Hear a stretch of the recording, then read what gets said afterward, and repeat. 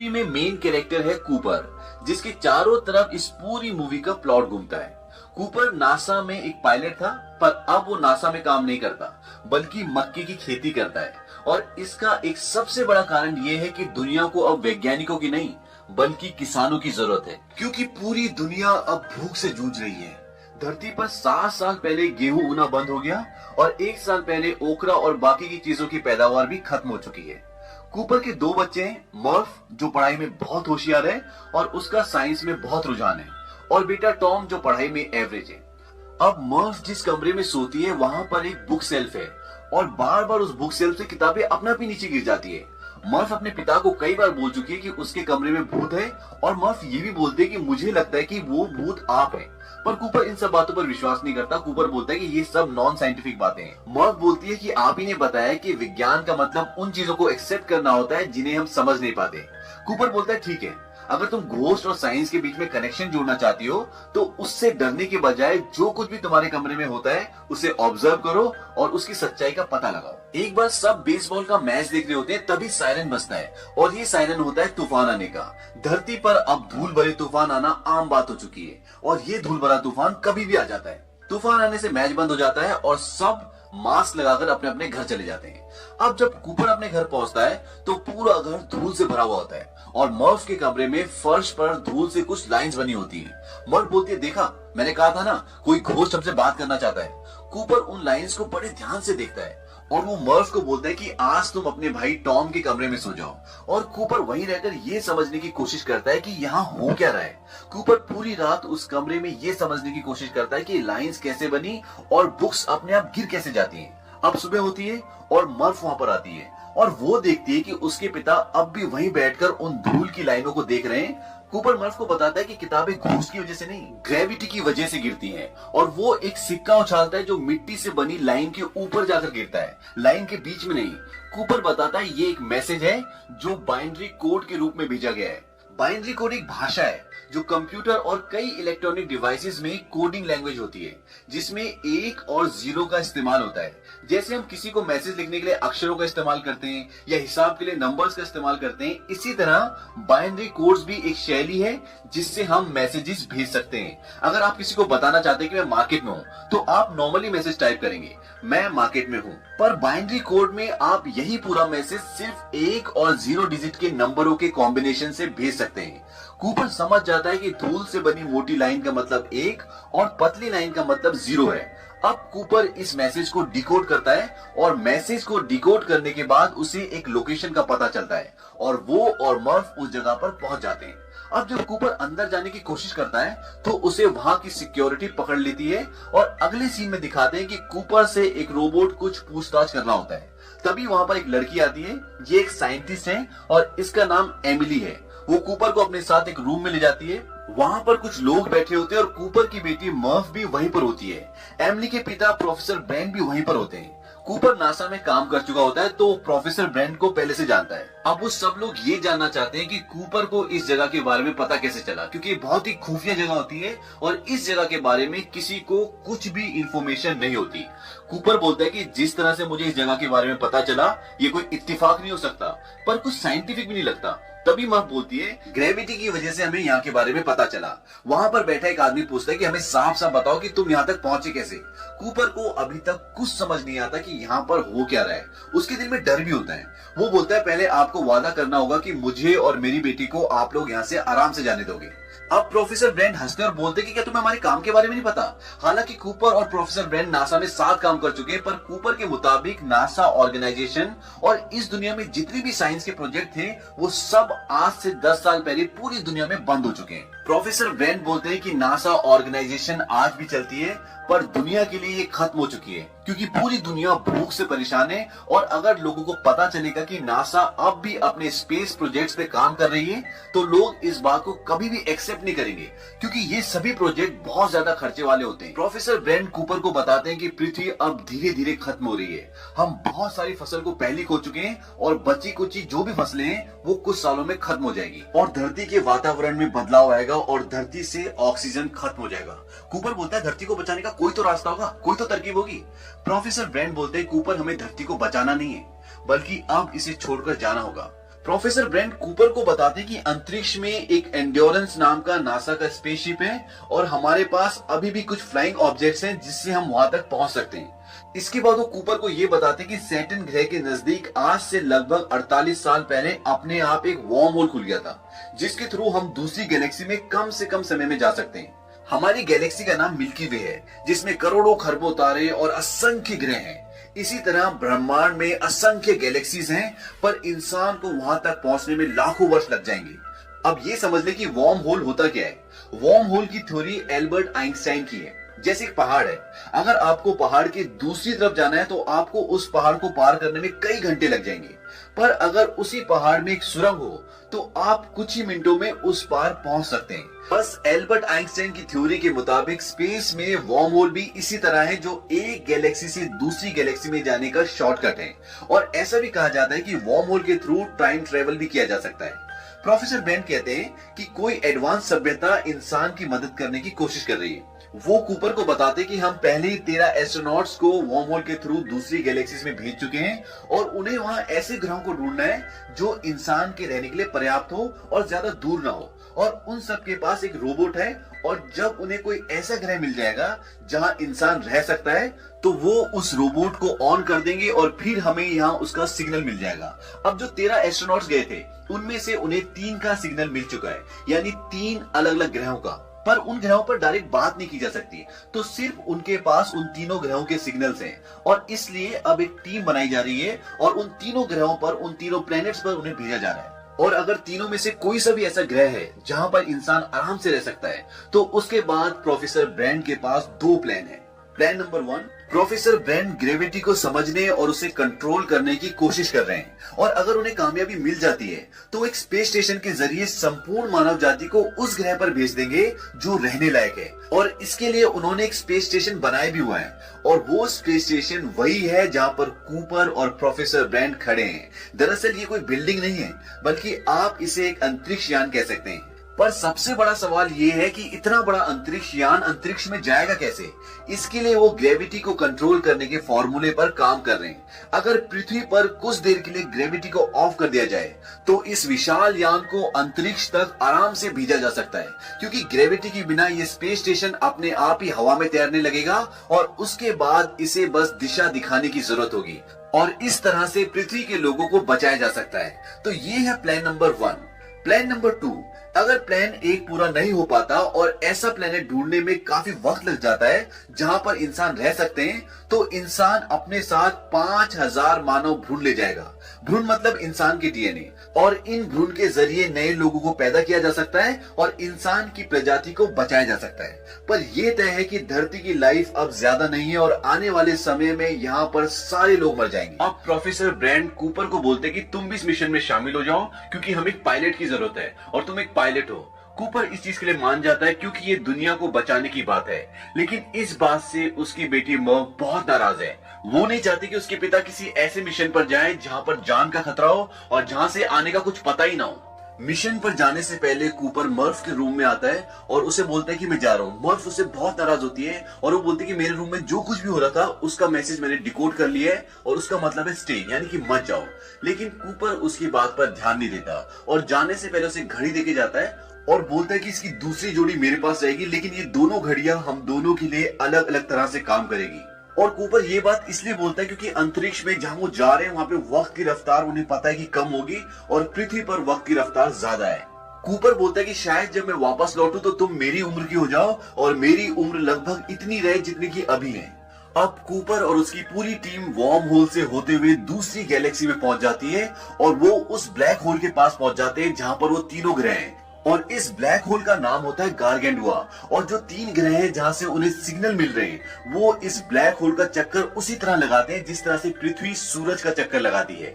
अब उनके स्पेसशिप के सबसे नजदीक जो प्लेनेट है उसका नाम है मिलर्स प्लेनेट। तो उनकी टीम डिसाइड करती है कि सबसे पहले हम इसी प्लेनेट पे जाएंगे, लेकिन ये वाला प्लेनेट ब्लैक होल से भी सबसे नजदीक होता है, तो यहाँ पर बिताया हुआ 1 घंटा पृथ्वी के 7 साल के बराबर होगा। अब मैं आपको ब्लैक होल के बारे में बता दूं। ब्लैक होल ब्रह्मांड में होते हैं और इनकी ग्रेविटी इतनी ज्यादा होती है कि अगर इनकी रेंज में कुछ भी आ जाए तो ये उसको अपने अंदर समा लेते हैं। सपोज सूरज भी अगर इनकी रेंज में आ गया तो ये उसको भी निगल जाएंगे। और यहाँ पे ग्रेविटी बहुत ज्यादा होती है, इसलिए इनके जितनी नजदीक आप जाओगे वहां पर समय की रफ्तार बहुत कम हो जाएगी। और एक यही कारण होता है कि उस प्लेनेट पे बिताया हुआ 1 घंटा पृथ्वी के 7 साल के बराबर होगा। अब ये मिलर के प्लेनेट पे जाने की तैयारी करते हैं, लेकिन उनका एक साथी रोमली बोलते हैं कि मैं यहीं पे रुकूंगा और ब्लैक होल को ऑब्जर्व करूंगा और उसकी इक्वेशन को समझने की कोशिश करूंगा। बाकी के 3 लोग मिलर के प्लेनेट पे पहुंच जाते हैं और वहां पहुंचने के बाद वो देखते हैं कि उस पूरे प्लेनेट में 5 से 6 फुट का पानी होता है और कुछ भी नहीं होता। यहाँ पे जिंदगी संभव है ही नहीं। और मिलर जिसने उस प्लेनेट पे लैंड किया था, वहां पर उसके फ्लाइंग ऑब्जेक्ट का सिर्फ मलबा होता है। अब एमेलिया उस तरफ जाने लगती है जहां से उसको सिग्नल मिल रहे थे। तभी कूपर पूछता है कि तुम कहां जा रही हो? वो बोलती कि पहाड़ों की तरफ, और वो उस तरफ जाने लगती है। लेकिन कूपर जब ध्यान से देखता है तो पहाड़ नहीं बल्कि वो लहरें होती हैं जो बादल को छू रही होती है। और इस प्लेनेट पे इतनी ऊंची लहरें इसलिए आती है क्योंकि यहाँ पर ग्रेविटेशनल पुल बहुत ज्यादा है और इसीलिए पानी को इतना ऊपर उठा देती है। अब वो एमेलिया को बताता है कि वो पानी की लहरें जल्दी वापस आओ, लेकिन तब तक एमेलिया वहां पे फंस जाती है। लेकिन रोबोट जो होता है वो उसे बचा लेता है और वो उसे अंदर ले आता है। लेकिन इस पूरे इंसिडेंट में उनके एक साथी की मौत हो जाती है क्योंकि वो भारी छूट जाता है और उनके फ्लाइंग ऑब्जेक्ट के इंजन में पानी भर जाता है और वो स्टार्ट नहीं होता। और वो तभी स्टार्ट होगा जब इंजन से पानी निकलेगा और उन्हें उस प्लेनेट से निकलने में 3 घंटे से ज्यादा हो जाते हैं। और जब वो अपने मेन स्पेसशिप में आते हैं जो अंतरिक्ष में होता है, जिसका नाम है एंड्योरेंस, तो वहां पर आने के बाद वो देखते हैं कि जो उनके एक साथी वहां पे रह गया था वो लगभग बूढ़ा हो चुका है। वो बोलता है कि मुझे नहीं लगा था कि अब तुम वापस आओगे। कूपर बोलता है कि हमें कितने साल हो गए? वो बोलता है कि 23 साल 4 महीने और 8 दिन। इसके बाद वो बताता है कि आप लोगों के घर से मैसेज आए, उन्हें देख लो। और जब कूपर जाता है तो वहां पर उसके लिए कई सारे वीडियो मैसेजेस होते हैं। एक मैसेज में उसका बेटा बताता है कि अब दादाजी यानी कि कूपर के पिताजी इस दुनिया में नहीं रहे। वो उसे भी बताता है कि मेरी शादी हो गई और अब मेरे बच्चे भी हैं। कूपर हालांकि उसी उम्र का है, लेकिन अब वो दादा बन चुका है। पर इतने साल बीत जाने के बाद मर्फ ने अपने पिता के लिए सिर्फ एक ही मैसेज रिकॉर्ड किया है क्योंकि उनसे नाराज थी। और वो उस मैसेज को उस दिन रिकॉर्ड करती है जिस दिन उसका जन्मदिन होता है, क्योंकि कूपर ने उसे कहा था कि शायद मैं तब वापस लौटूं जब तुम मेरी उम्र की हो जाओ। और आज मर्फ उस उम्र की हो चुकी है जिस उम्र में कूपर पृथ्वी से निकला था, और इसीलिए मर्फ इस मैसेज को अपने पिता के लिए रिकॉर्ड करती है। यहाँ पर यह भी पता चलता है कि मर्फ अब साइंटिस्ट बन चुकी है और वो प्रोफेसर ब्रैंड के साथ नासा में काम करती है। इसके बाद ऊपर ये दिखाते कि अब ये तीनों जो बचे हुए ये डिसाइड कर रहे कि अब बचे हुए 2 प्लैनेट्स में से किस प्लैनेट में जाना चाहिए। कूपर और रोमोली बोलते हैं कि हमें मैन के प्लैनेट में जाना चाहिए क्योंकि वो प्लैनेट उनके स्पेसशिप से पास में है। लेकिन एमिलिया बोलती है कि हमें एडमंड के प्लैनेट में जाना चाहिए क्योंकि उस प्लेनेट से जो डेटा आया है वो ज्यादा प्रॉमिसिंग है, ज्यादा स्ट्रांग है, इसीलिए वो चाहते हैं कि उस प्लेनेट पे जाए। और इसकी एक वजह ये भी होती है कि वो एडमंड से प्यार करती है। यहाँ पर अब एक प्रॉब्लम ये भी होती है कि इनके पास अब इतना फ्यूल नहीं बचा कि ये दोनों प्लेनेट्स पर विजिट कर सके। इसीलिए अब ये डिसाइड होता है कि ये लोग मैन के प्लेनेट पे जाएंगे। ये लोग मैन के प्लेनेट पे पहुंच जाते हैं और वहां जाकर देखते हैं कि मैन स्लीपिंग चैम्बर में सोया हुआ होता है। वो उसे स्लीपिंग चैम्बर से उठाते हैं और वो बोलता है कि यहाँ पर इंसान रह सकते हैं। वो बताता है कि जिस जगह पर अभी हम हैं यहाँ पर एमोनिया की मात्रा बहुत ज्यादा है, पर ऊंचाई पर वातावरण बिल्कुल नॉर्मल है और वहाँ पर इंसान की बस्ती बसाई जा सकती है। मैन ने इस प्लेनेट पर पहुंचने के बाद अपने रोबोट को बंद कर दिया होता है जो कि ऑन होना चाहिए। मैन बोलता है कि ये गलत इंफॉर्मेशन दे रहा था, इसलिए मैंने इसे ऑफ कर दिया। और इस रोबोट का काम था कि सही इंफॉर्मेशन धरती तक पहुंचाना। वहीं दूसरी ओर ये दिखाते कि पृथ्वी पर प्रोफेसर ब्रैंड अब अपनी जिंदगी की आखिरी सांसें ले रहे हैं और वो मरने से पहले मर्फ को बताते हैं कि ग्रेविटी की इक्वेशन कभी पूरी नहीं हो सकती। उसे पूरा करने के लिए उन्हें ब्लैक होल के पूरे डेटा की जरूरत होती जो ना तो उनके पास थी और ना उन्हें कहीं से मिलने की उम्मीद थी। वो मर्फ को बोलते हैं कि प्लान नंबर 1 सिर्फ दिखावा था, असल में इस प्रोजेक्ट के जरिए सिर्फ प्लान नंबर 2 को पूरा करना था ताकि इंसान ऐसे प्लेनेट पर पहुंच सके जहां जीवन हो और वहां जाकर वो जो अपने साथ मानव के भ्रूण ले गए जिससे नए इंसानों को पैदा किया जा सकता है, उससे नए इंसान पैदा करें और मानव जाति को बचा सके। मतलब आने वाले समय में पृथ्वी पर सारे लोग मर जाएंगे क्योंकि प्लान नंबर 1 तो पूरा हो ही नहीं सकता। अब मर्फ प्रोफेसर ब्रैंड की बेटी को वीडियो मैसेज रिकॉर्ड करके भेजती है और बोलती है कि प्रोफेसर ब्रैंड अब इस दुनिया में नहीं रहे और वो उन्हें वो सारी बातें बताती है जो प्रोफेसर ब्रैंड ने मरने से पहले मर्फ को बताई होती है। वो बोलते क्या इस धोखे के बारे में मेरे पिता को पता था? वो ये पूछते कि क्या आपको पता था? और इस मैसेज को कूपर भी देख लेता है, पर इस बारे में प्रोफेसर ब्रैंड की बेटी एमिली को कुछ भी पता नहीं होता। अब कूपर ये डिसाइड करता है कि वो इस ग्रह से सीधा पृथ्वी पर लौट जाएगा और अपने बच्चों से मिलेगा।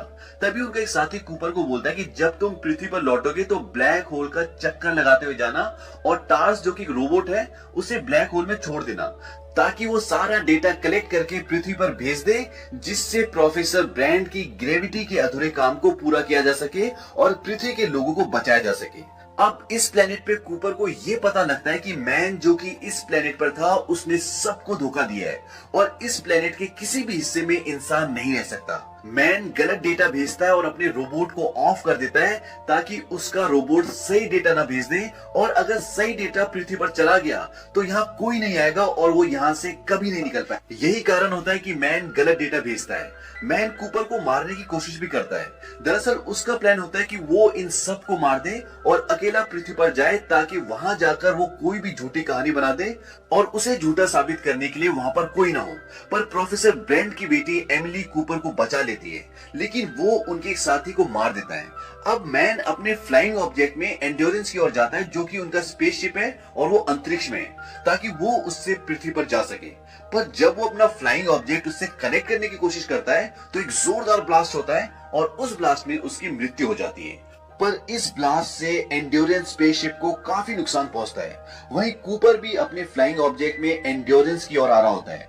अब एंड्योरेंस स्पेसशिप स्टेबल नहीं होता, पर कूपर अपने फ्लाइंग ऑब्जेक्ट को एंड्योरेंस से कनेक्ट कर लेता है और वो स्टेबल हो जाता है। लेकिन इस इंसिडेंट के बाद एंड्योरेंस ब्लैक होल की तरफ खिंच रहा होता है, पर कूपर बोलता है कि मैं इस ग्रेविटेशनल पुल का इस्तेमाल एक धक्के की तरह करूंगा और एंड्योरेंस को आखिरी बचे तीसरे प्लेनेट की तरफ धकेल दूंगा।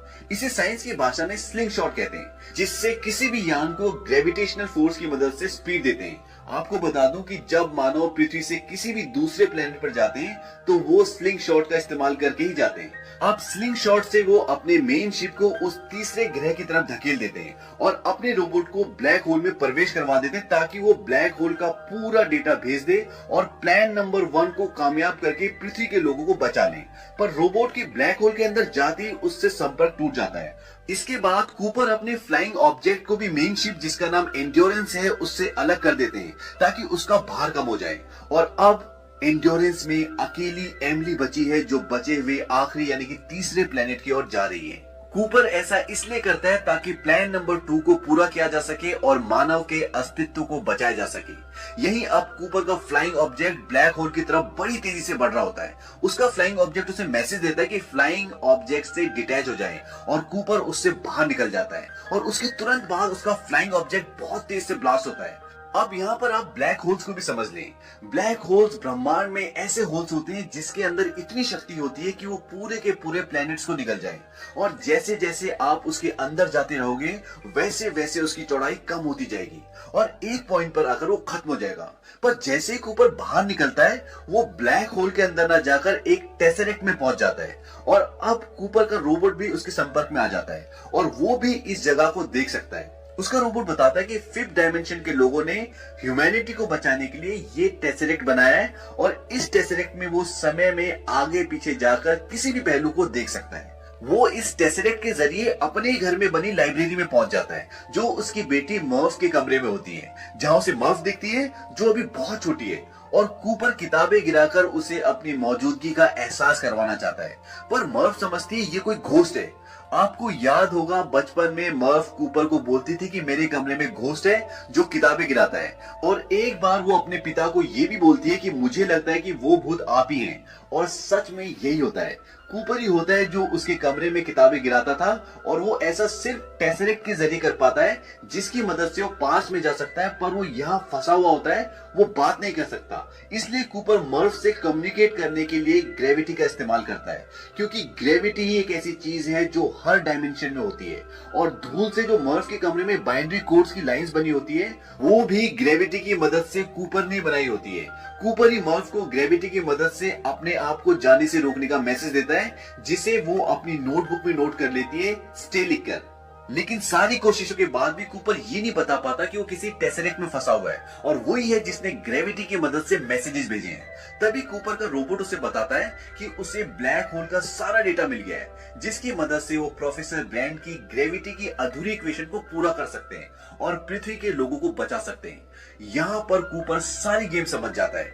वो अपने रोबोट को बोलता है, फिफ्थ डायमेंशन के लोगों ने मुझे नहीं चुना बल्कि मर्फ को चुना है। रोबोट बोलता है, किस लिए? कूपर बोलता है, दुनिया को बचाने के लिए, और इसीलिए मैं यहाँ पर हूँ। अब आप टेसरेक्ट को इस तरह भी समझ सकते हैं कि ये एक ऐसी जगह है जहां पर समय में आगे और पीछे देखा जा सकता है, और इसे फिफ्थ डायमेंशन के लोगों ने बनाया, यानी कि एडवांस लोगों ने बनाया है। और इसे क्यों बनाया है? ताकि वो इंसानों को बचा सके, क्योंकि पृथ्वी अब खत्म हो रही है और जो एडवांस लोग हैं उन्हें पता है, और वो कूपर के जरिए सारी इंफॉर्मेशन मर्फ तक पहुंचाना चाहते हैं। और इसीलिए उन लोगों ने इस टेसरेक्ट को क्रिएट किया है ताकि यहां से कूपर सारी इंफॉर्मेशन मर्फ को दे दे और मर्फ पूरी दुनिया को बचा ले। इस हिस्से को आप एक बार फिर से समझ लें। फिफ्थ डायमेंशन के जो लोग होते हैं वो समय में आगे पीछे कहीं भी जा सकते हैं और कभी भी जा सकते हैं, और फिफ्थ डायमेंशन के लोगों ने ये टेसरेक्ट बनाया है जहां पर अभी कूपर है, इसीलिए ये समय में आगे पीछे कहीं भी जा सकता है, और इस समय में पीछे जाकर अपने ही घर की लाइब्रेरी देखता है और जहां पर उसे मर्फ दिखती है। अब सवाल ये उठता है कि इस टेसरेक्ट को मर्फ के रूम के पास ही क्यों बनाया जाता है? क्योंकि फिफ्थ डायमेंशन के लोग जानते हैं कि मर्फ नासा में साइंटिस्ट है और वो कूपर के थ्रू ब्लैक होल का सारा डेटा मर्फ को देना चाहते हैं ताकि वो ग्रेविटी की इक्वेशन को सुलझा ले और इस पूरी दुनिया को जो खत्म होने वाली है उसे बचा ले। अब समस्या ये है कि डेटा तो है, पर कूपर उसे अपनी बेटी मर्फ तक पहुंचाए कैसे? कूपर अपने रोबोट से सारा डेटा मोर्स कोड के रूप में ले लेता है और उसे ग्रेविटी की मदद से बुक सेल पर जो घड़ी रखी होती है, जो कूपर ने अपनी बेटी मर्फ को इस मिशन पर आने से पहले दी होती है, उस घड़ी की सुई में ट्रांसफर कर देता है। मोर्स कोड टेक्स्ट मैसेजेस भेजने का एक ऐसा तरीका है, एक ऐसी टेक्निक है जिससे आप क्लिक से, लाइट से या ऑन ऑफ टोन से अपने मैसेज को भेज सकते हैं, और जो लोग इस शैली को जानते हैं और वो उसे डिकोड करके समझ लेते हैं। अब जब मर्फ अपने पिता की घड़ी लेने आती है, जो कि अब साइंटिस्ट है, तो वो देखती है कि उसकी घड़ी की सुई अजीब तरह से रिएक्ट कर रही होती है, और क्योंकि वो साइंटिस्ट है तो उसे मोर्स कोड के बारे में पता होता है, और वो ये समझ जाती है कि उसके पिता ही उसे मोर्स कोड के जरिए डेटा भेज रहे हैं, और वो इस डेटा को समझकर ग्रेविटी की इक्वेशन को सॉल्व कर लेती है। तभी जिस टेसरेक्ट में कूपर और उसका रोबोट होते हैं वो गायब होना शुरू हो जाता है और उन दोनों को इससे बाहर फेंक दिया जाता है। दरअसल फिफ्थ डायमेंशन के लोग कूपर के जरिए ब्लैक होल की सारी इंफॉर्मेशन पृथ्वी पर पहुंचाना चाहते थे, इसीलिए उन्होंने इस टेसरेक्ट को बनाया होता है। अब कूपर बाहर आ जाते हैं और उन्हें दूसरे एस्ट्रोनॉट्स ढूंढ लेते हैं। जब कूपर की आंख खुलती है तो वो एक स्पेस स्टेशन पर होते हैं। अब कूपर ने कुछ समय उस टेसरेक्ट में बिताया जो ब्लैक होल के लगभग अंदर ही होता है, तो वहां पर बिताया हुआ कुछ समय पृथ्वी पर कई सालों के बराबर होता है। कूपर की आंख खुलने के बाद जब वो स्पेस स्टेशन को देखते हैं तो वो देखते हैं उसका नाम कूपर स्टेशन होता है, पर ये उनके नाम पर नहीं बल्कि उनकी बेटी मर्फ कूपर के नाम पर होता है। जब कूपर अपनी बेटी से मिलते हैं तो वो देखते हैं कि बहुत बूढ़ी हो चुकी है और कूपर की उम्र लगभग 3 साल ही बड़ी होती है, पर अगर वो पृथ्वी पर होते तो आज उनकी उम्र 125 साल की होती। कूपर बोलता है कि मैं ही तुम्हारा भूत था। उसकी बेटी बोलती कि मैं जानती हूँ। मर्फ बोलती कि किसी भी माँ बाप को अपने बच्चों को मरते हुए नहीं देखना चाहिए, क्योंकि अब मर्फ बहुत बूढ़ी हो चुकी है और वो अपनी जिंदगी की आखिरी सांसें ले रही है। वो बोलती कि तुम जाओ, यहाँ पर मेरे लिए मेरा परिवार है, मेरे बच्चे। कूपर बोलता है कि कहाँ? वो बोलते कि एमिली ब्रैंड के पास, जो आखिरी प्लेनेट, और अंत में ये दिखाते कि एमिली उस ग्रह पर अकेली होती है और वो अपना हेलमेट निकाल देती है। इसका मतलब ये है कि वहां का वातावरण इंसानों के लिए पर्याप्त है और एमिली भी कूपर की तरह जवान होती है, और कूपर अपने फ्लाइंग ऑब्जेक्ट में अपने रोबोट के साथ एमिली के ग्रह की तरफ